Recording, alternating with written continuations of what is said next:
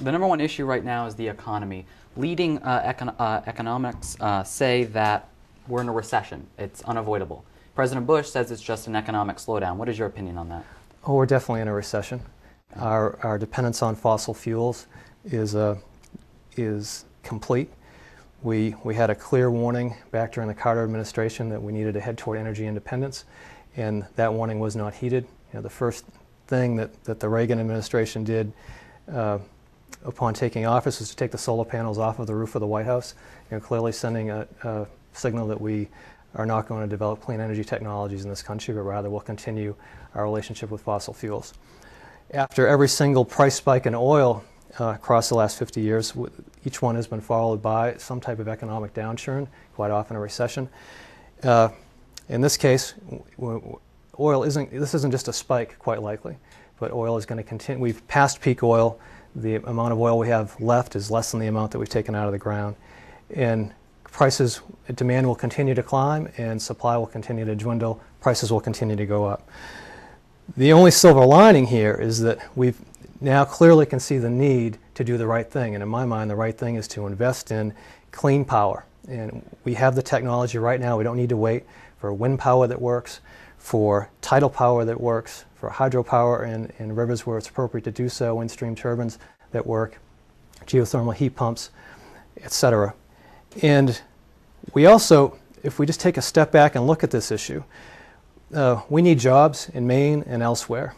And if we take this great need, a need for clean energy that could help heat our homes, supply industry, supply our transportation, and we take that need along with the need for jobs, we could seed a clean energy industry in this country by simply allowing our municipalities. If we took 2.5% of our overall military budget minus Department of Defense, that's $25 billion a year. I propose that we take that amount of money and renew that fund every year to create a fund for municipalities like Saco, who's a leader in this area, to be able to purchase their own clean power generation capacity at zero interest loans that they could pay back at 75% of the rate of savings, so 75% of what their electric bill would have been. We could create great demand for these products and allow towns to invest in their own clean energy, and then green technologies get a strong foothold. And we could create a new industry that could help us lead us out of this recession. The U.S. has two choices here. We can continue down a dead-end path of fossil fuels and not look to create the future that we want and be victims of eventually $5, $6, $7 a gallon for our gasoline or worse. Or we can be a leader and catch up with Western Europe and the rest of the world to get these technologies produced in our homes and in our communities. Do you think President Bush's $145 billion economic stimulus package will be a benefit to our economy? I think it's a Band-Aid. It's representative of too often the type of politics that we allow to happen. Certainly, all of us will get our check and will have some value. Certainly, there's plenty of places in my household that money will be able to help. But ultimately, while my family will benefit, I'd benefit much more if we just took enough of that money to make sure that people who are really destitute and really struggling, people have been hardest by the spike in fuel costs, particularly our long-haul truckers and our loggers and our farmers, to make sure they have adequate assistance, that LEHEAP was fully funded so that people can heat their homes adequately. But for those of us that are doing okay, and again, all of us could always use a little bit more, we could have cut those funds and taken that money and invested it into our infrastructure, both in some of the energy initiatives that I just talked about, but also we have a huge, huge deficit in our infrastructure needs in this country because communities nationwide haven't been able to afford to invest into their bridges, into their roads, into their clean water systems, into putting a new roof on their school where it's leaking, et cetera, et cetera. And as the federal government has abdicated its leadership and done less and less for the states in recent years, that price burden has fallen to the state. And then from there, as we see quite clearly in Maine, those burdens fall to local communities. And then where does that fall? It falls on homeowners on your street and on my street and paying their property taxes, and people feel squeezed. So if we could take some of that money that we're giving to everyone and make everyone feel good in an election year and instead of doing the convenient thing or the nice election year thing to do, show some real leadership and say, we're going to help the people that need it because these are hard times. But we recognize that there are people out there who are going to be eating 3 meals a day whether they get this or not, and they're going to be heating their homes whether they get this or not. Let's take the rest of that money and let's invest it into our future to create the type of future that we want rather than stumbling into one that we don't. Will your plan to invest in energy solve the issue of the declining dollar? That's a great question.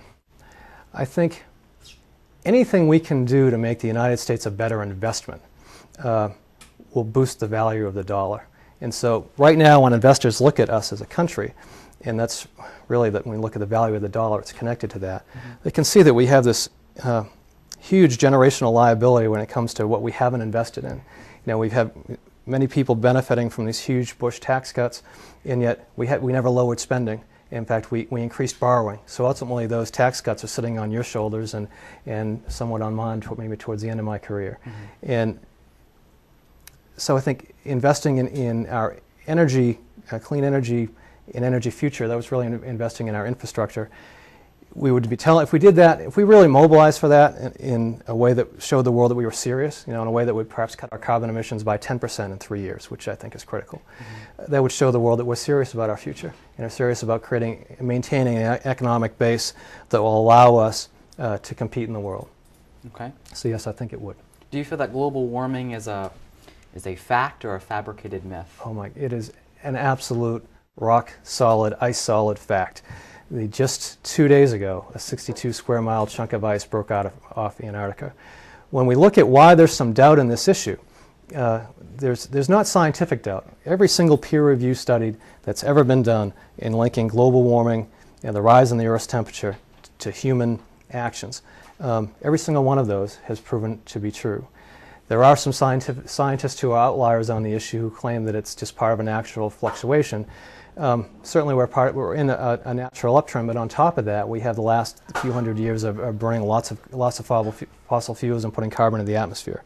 So it's absolutely, we bear responsibility for it.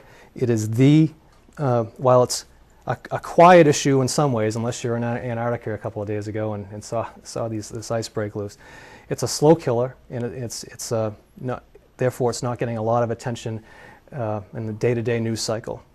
But it is the biggest issue that we face, because if we don't deal with it now, 30 or 40 years from now, the repercussions for you and for my kids are unthinkable. Okay. Democratic presidential candidate Hillary Clinton has proposed a $110 billion health care reform package for universal health care. Would you support a similar package or one of your own for universal health care? We are at a point in this country where it is unconscionable that 47 million people are excluded from our healthcare system, that don't have equitable access. Just 3 weeks ago, or 4 weeks ago, I took my kids sliding, and it's a short story, it's to personalize this, and took a couple hours off from the campaign, have a little bit of fun. My daughter Catherine, 11 years old, bounces off her tube, smacks her face into the side of the hill, and comes up with just a mess, just a pile of blood. Within an hour and a half, she had a CAT scan, X-rays, dental analysis. 2 doctors looked at her as well as a dentist. The bill for that, when it all comes clean, is likely to be over $10,000 to the insurance company. I have insurance. Okay, if I didn't, that hour on that hill or that minute would have really would have impacted my family dramatically. And there are 47 million people that every single day when they walk out the door, they understand that one slip up could wreck their financial future, or they could lose everything. So it's unconscionable. I support universal health care. I believe working toward a single-payer system right now is too far of a reach, and as a country we're not ready to do that. Although there is a strong argument why that in the long run may make the most sense when you look at what's happening in countries like France and Germany. I support initially, which is pretty mainstream in Democratic Party right now, getting everyone into the house that we have, expand Medicare to cover all those who need it, expand tax credits for employers that are able to support, that want to support their workers that way. So allow people to enter the private system who can, with some assistance if needed, or expand the public system. From there, use that as a mounting point to explore the issue further. What's the best system that truly reflects the greatness of this country? I believe healthcare is an inalienable right. The fact that our system is the way it is not reflective of who we want to be as a country. As an estimate, how much would your plan cost? When you look at the numbers you threw out with Mrs. Clinton, when you add that to the amount of savings which we could generate by getting into a more preventative care system, I think her numbers are reasonably accurate.